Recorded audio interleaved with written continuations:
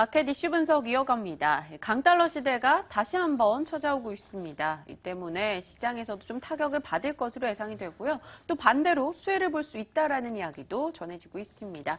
일단 국내에서는 수출주가 반등을 보였는데 간밤 글로벌 증시까지 좀 그런 분위기가 이어졌죠. 네, 맞습니다. 달러와 강세 덕분에 수출이 더욱더 개선될 것이다. 미국을 제외한 나머지 국가들의 수출주들이 좀 상승세를 보여줬는데요. 네. 하지만 우리나라 같은 경우에는 원화가 떨어지고 있는데 엔화도 함께 떨어지고 있습니다. 이 같은 영향들을 어떻게 분석하면 좋을지 오늘 MTN 김종일 연구위원 모시고 이야기 나눠보도록 하겠습니다. 위원님. 네, 어제도 이 얘기에 대해서 진행을 했습니다. 그래서 결론적으로는 전체적인 수혜보다는 개별 종목의 수혜로 그칠 가능성이 높다라고 홍보를 드렸고요. 그에 이제 확장선상에서 오늘 결정되는 내용도 있기 때문에 우리가 좀 봐야 될 것 같은데요. 먼저 준비된 그림을 보시면 원달러보다는 원엔의 동향이 더 중요하다라는 거죠. 지금 달러에 비해서 나머지 통화들이 모두 약세이기 때문에 이거는 전체적인 기조다. 그러면 이제 속도의 문제겠죠. 달러에 대비해서 어떤 통화가 더 많이 약세로 가느냐. 이게 이제 문제가 될 것 같은데요. 최근에 이제 100엔 원 같은 경우에는 거의 900원 부근에서 일단 바닥을 치고 추가적으로 밀리진 않고 있습니다. 정부가 의도적으로 조절하고 있다라는 그런 얘기도 나오고 있는데요. 이 라인을 계속 유지할 수 있을지가 관건이 될 것 같습니다. 그래서 이 환율의 움직임과 증시 움직임이 항상 똑같은 일방적인 방향으로 흘러가는 것은 아닙니다만 최근에 이렇게 원화가 약세를 보이며 수출주들이 약진할 수 있는 이 시기에 만약에 금통위에서 금리를 조금 낮춰주고 그러니까 정책적인 배려까지 만약에 나타나게 되고 거기에다가 유가 하락이라고 하는 긍정적인 비용 절감 효과까지 나타나게 된다면 우리가 흔히 얘기했던 80년대 초중반에 3저 효과가 나타날 수가 있는 거죠. 그러니까 이러한 3저 효과 자체가 나타나면서 다시 글로벌 경제가 좀 좋아지지 않을까라고 기대가 높아지고 있는데요.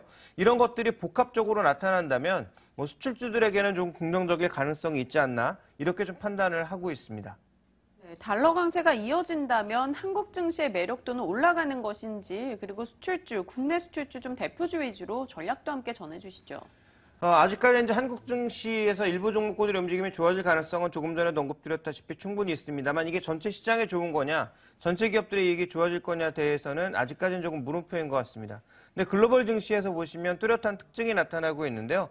준비된 그림이 이제 이익 수정 비율인데 최근에 이익 수정 비율을 보시면 환율에 따라서 S&P 500 종목군들은 빠르게 마이너스권으로 떨어지고 있습니다. 그러니까 달러의 움직임에 의해서 향후 이제 글로벌 기업들의 실적이 안 좋아질 거라고 보는 반면 지금 닥스, 그다음에 캐크 40 지수, 후지 100 지수의 전반적인 흐름은 모두 턴어라운드 되고 있거나 플러스로 돌아서는 강력한 흐름을 나타내고 있거든요. 그러니까 이제 이런 환율 자체가 각 국가들의 기업 이익 수정 비율에 긍정적으로 작용을 하고 있다는 거죠. 아직까지 국내에서 이런 신호는 그렇게 뚜렷하게 발견되고 있지 않은데요. 이것만 놓고 보더라도 유럽 쪽이 매력적일 수밖에 없고요. 또 하나 이제 우리가 주목해 볼 만한 포인트는 미국이나 유럽이나 모두 공이 같이 올랐지만 실제로 선진국의 상대 수익률을 보면 지난 2012년 이후로는 수익률 격차가 꽤 벌어져 있습니다. 유럽은 사상 최고점을 보이고 있는 독일도 있는데요. 저점 면에서 보면 2009년을 저점으로 해서 보면 여전히 지금 한 200% 정도의 상승률이지만 미국 증시는 거의 240%가 넘는 상승률이기 때문에 이 갭이 분명히 존재한다라는 거죠. 이 갭을 메꾸는 차원에서라도 미국 증시보다는 유럽 증시 쪽으로 돈이 들어갈 수밖에 없다라고 보고 있고요. 실제로 돈은 정말로 유럽 쪽으로 들어가고 있습니다. 그래서 거기다 이제 QE 효과까지 더해지다 보니까 이런 흐름들이 나타나고 있거든요. 그러니까 선진국 사이에서 놀고 있는 돈은 아무래도 미국보다는 유럽을 선택할 가능성이 조금 높다라고 보고 있고요. 아시아 이머징 쪽에서는 유럽이나 미국의 수출 비중이 높은 기업들을 중심으로 강세가 나타나지 않을까. 또 환율 전쟁에 동참하는 그런 국가들이 좋은 모습을 보이지 않을까라고 보고 있어서 일부 우리나라로 유입되는 물량도 있겠지만 아주 강력한 물량의 유입의 기대는 조금은 낮추시는 게 좋지 않을까. 여러 번 언급드렸다시피 유럽의 QE는 유럽 기업을 살리고 유럽의 경쟁력을 높이는 데 쓰일 가능성이 높다라는 점에서 외국인들의 수급은 개선되기는 하나 지금 정도다라고 보시는 게 좋을 것 같습니다. 네, 그렇다면 자동차주들 앞서서 저희가 분석을 해봤는데 네. 여기에 대한 판단은 좀 어떻게 해야 될지도 궁금합니다. 우리나라가 자동차 산업이 있긴 하지만 역시나 또 유럽에서는 자동차 산업의 거의 선봉주자라고 할 수가 네. 있겠죠. 이에 따라 자동차주에 대한 투자 판단은 어떻게 해야 될지도 궁금한데요. 어떻게 좀 보십니까? 네, 유럽 차들은 지금 모두 신고가에 들어가고 있습니다. 준비된 그림으로 빠르게 좀 확인을 해볼까요? 먼저 BMW 오늘 급등했습니다. 오늘 급등한 게 중요한 게 아니라 신고가로 진입하고 있고 추세가 굉장히 강하다는 것에 주목을 해야 됩니다. 폭스바겐 그룹 마찬가지고요. 다임러까지도 굉장히 강한 모습을 보이고 있다는 거죠. 그러니까 지금 우리가 흔히 얘기하는 독일의 빅3가 모두 신고가 영역에 들어가면서 독일 증시를 주도하고 있는 것이 눈에 띄는 모습이고요. 상대적으로 달러 강세가 나타나고 있습니다만 뭐 GM의 추세도 그렇게 나쁘다라고 볼 수 없고 포드는 최근에 이제 악재가 나오면서 조금 밀리고 있습니다만 그래도 미국 증시의 상승에 어느 정도 기여분이 있다라는 거죠. 그래서 글로벌 자동차는 전반적으로 지금 나쁘지 않은데 여기에 이제 현대차는 완전히 소외되어 있는 상황. 거기다 일본 차까지 더하게 된다면 일본 차도 굉장히 좋거든요. 그러니까 글로벌 자동차가 지금 전반적으로 좋은 가운데 가장 눈에 띄고 있는 대표적인 현상은 결국은 유럽차가 주도하고 있다라는 것이고 이 안에서 또 나오고 있는 건 과거에는 우리가 이제 뭐 전기차, 테슬라 이렇게 신기술 자동차에 굉장히 집착을 했거든요. 근데 이번에 제네바 모터쇼에서 나온 트렌드는 이런 신기술에 집착하기보다는 오히려 실용성에 좀 더 포커스가 맞춰진 그런 자동차들이 많이 나타나고 있다는 점에도 주목을 해볼 필요가 있겠다. 그래서 최근에 자동차를 주도하고 있고 자동차에서 핵심 이슈가 되고 있는 것은 유럽차와 일반 상용차들이 가장 중심이 되고 있다. 이렇게 좀 봐야 될 것 같습니다. 네, 일단 유럽에서 글로벌 증시에서는 자동차주들 흐름이 좋습니다만 현대차 같은 경우는 지난해 내내 소외됐고요. 올해 들어서 조금씩 나아지고 있습니다. 뭐 신차종의 다변화라던가 뭔가 갖가지 그간의 부진한 점을 털어내려는 움직임 보이는데요. 앞으로 어떻게 흘러가리라 보십니까? 현대차는 아직도 악재가 없는 것은 아닙니다. 대표적으로 지금 준비된 그림을 보시면요. 차종별로 봤을 때 현대차가 주력으로 파는 차가 뭐냐. C세그먼트 이하, 즉 준준형 이하라는 거죠. 이게 지금 절반이 넘는 상황이고요.